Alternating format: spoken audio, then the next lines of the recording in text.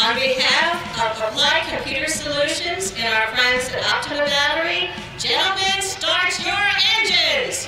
And the dulcet tones of CEO of Applied Computer Solutions, Sandy Davis, gets us on our way for the ACS Monterey Sports Car Championship presented by Bondurant. Here is your starting lineup with the inversion. Davis right where he wants to be on the pole. I think James Safronis was even more excited than Brandon. I think there's probably nerves for Brandon more than anything else.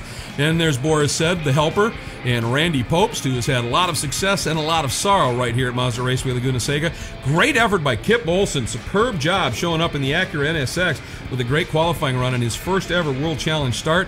You take a look at the rest of the starting field. Bit of a surprise there for Andy Pilgrim to be that far back. Neither of the Volvos as fast in qualifying as we might have expected. This is traditionally a lower grip track, but right now they were struggling just a little bit. And there's Bill Ziegler, the Swisher Racing Porsche with Global Motorsports Group, already has clinched Rookie of the Year for this category. A couple of new drivers there, Chad Reynal, and look at Tommy Dreese, recently clinched the Muscle Milk Trans Am Championship for this season, and Paul Brown coming back to World Challenge as well. A great field, Tom. Well, the 5-second board is out, the lights are on. When they go off, we'll be racing for the last time. This is Speed World Challenge at Mazda Raceway Laguna Seca, and Brandon Davis takes it all the way down into Andretti, but it's side-by-side racing with two Porsches. That's Dino Crescentini has got his nose inside his teammate James Safronis.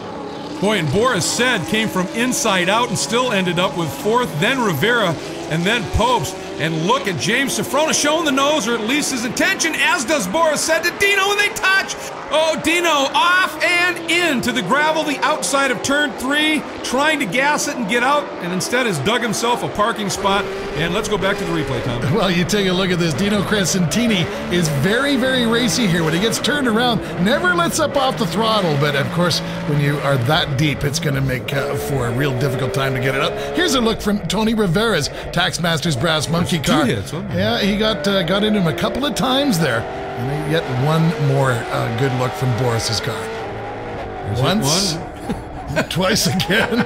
Boris really didn't want Dino to get through the other side of that corner. Meanwhile, Eric Curran has got his front windshield full of the number 13 car of Charlie Putman. You can see the Morgan car go up there on the right. As, he didn't get a good start at all, Greg. And that's been going on with Eric Curran for quite some time.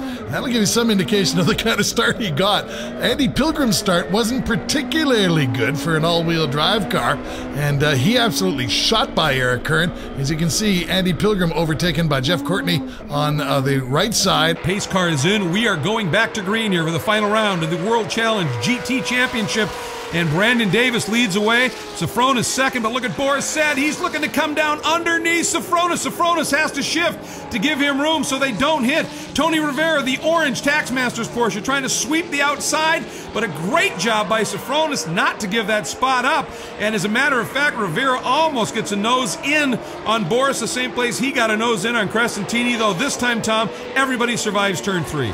And Randy Popes has got a run on the number 97 car of Tony Rivera. Randy Popes looking awfully racy in that K-Pax Racing Volvo. He'll get it done under the Bosch Bridge. And Tony Rivera is seeing it all go away in front of him. He's got to strike back, and Greg Kramer, he does. Oh, he did a great exit of 5. He squared up, got underneath, and in fact gets right back by Randy Popes. And Tony loath to give up any positions. He has got to win this, and he needs to have Brandon have big problems. A 10th by Brandon clinches it, which I think as we go on board for replay, this is a great pass. Look at Curran. That was the restart, Tom. Well, when you don't do it from a standing start, Eric Curran can definitely get the job done. Makes up 1, 2, 3 as he goes down the inside. Now we stay with Andy Pilgrim, and we see Kip Olson. Oh, with that Acura NSX. And that was very, very close, Greg. That was very close. Pilgrim lucky not to get caught out in that. Meanwhile, up front, you see Davis leads it, but look at Safronis in that beautiful Global Motorsports Group Porsche. He is putting the pressure on. Meanwhile, we watch Curran. He's in front of the number 1 of Popes. Popes gets out of the turn well in that blue and yellow Volvo. But now Curran, that big V8, starts to thump it up just a little bit, draws away, takes a run at Rivera. He's there. Rivera has to protect to keep Popes behind him, and we go back on board with Andy Pilgrim as he is coming up on the number 9 of Shaldock. Got to Sheldock down the inside. That's the more preferable position as Andy Pilgrim comes up on him. Going to try to make a move on this other Brass Monkey car. Gets the job done. So Andy Pilgrim is on his way up. Meanwhile, it's the two Mustangs. Are they giving chase to the number 14 Global Motorsports Group car? Or are they happy where they are, Greg?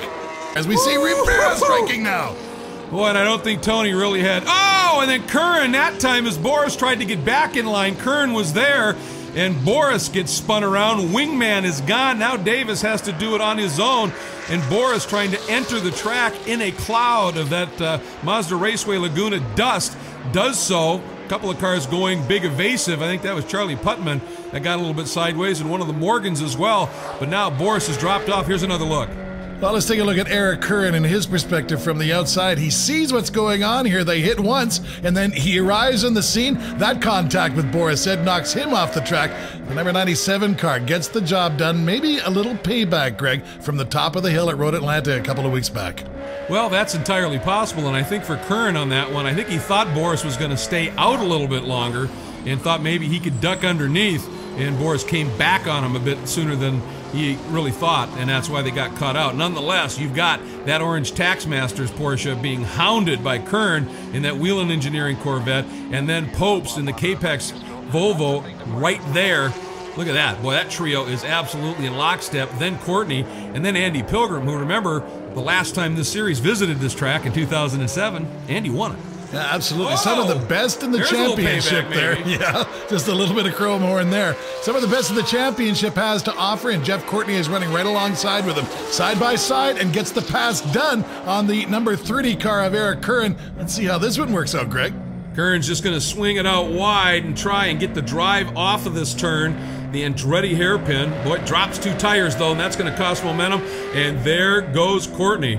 So Curran, he really didn't have any option but to try and stay outside. But Courtney missed the apex completely right there. Might give Curran an opportunity under the brakes into turn 4. And Courtney gave him a little bit of room and then lifted at just the right time. But you lift, here comes Popes. And take a look at the run order right now, and you said it. The leader, Sofronis, is gone, but the championship rests right there with Brandon Davis. Last couple of laps of the World Challenge season, and Randy Popes continues to offer up every attack mode possible on Tony Rivera, and Rivera continues to just be able to get into the turns deep enough, Tom, to keep Popes behind him. Well, look at that purpose-built two-door coupe, and Dino, what are you doing, Dino? Top of the corkscrew, Dino literally clouts the back of the number 99 car. He was on his way to a great finish, too, in that Kenda Tires Woodhouse Performance car. Last lap now as they come back onto the front straightaway. This has been the best battle on the track. James Sofronis is gone, and these two guys are contending for second and third place, and this has been an absolutely great battle, Greg.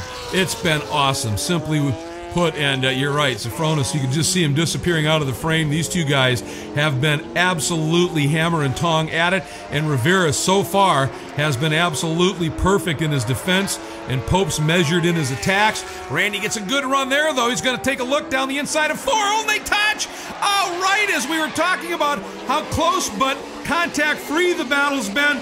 There goes Rivera spinning into the gravel. We're on board with him, Tom. Yeah, well, that's all it takes. Just when you're that hung out, Greg, just a little bit of effort from the guy behind you will take you out, and that is going to end the day for the number 97 car. Meanwhile, let's celebrate with James Sofronis, his winning bookend races. The first one in California and the last one in California in 2009. What a job for the Global Motorsports Group, guys. What a job for James Sofronis. Yep, based in California, and look at the celebration as he goes to the wall. He not only gets the win, he clinches the championship for Porsche with that win, but there, back and forth, Brandon Davis is your champion, and let's hear from our winner. This is a great win for a lot of reasons. GMG is just, these guys are an amazing group of guys, worked their butts off. They were here late last night, and we were talking about this race, how important it was to win in our home crowd. I mean, I got my beautiful wife and my daughter here with me. I got my sister and my brother. I got my nieces, I got friends. I got a lot of people here supporting me, which makes this all much better. Winning isn't everything, but it's sure great to do it in front of the people that I love and support me throughout all this. And he played his cards perfectly. There are the numbers. He wins the championship. When Rivera was getting near the front, Davis, was getting more and more nervous. I'm sure there's Porsche winning their 8th title, as we mentioned.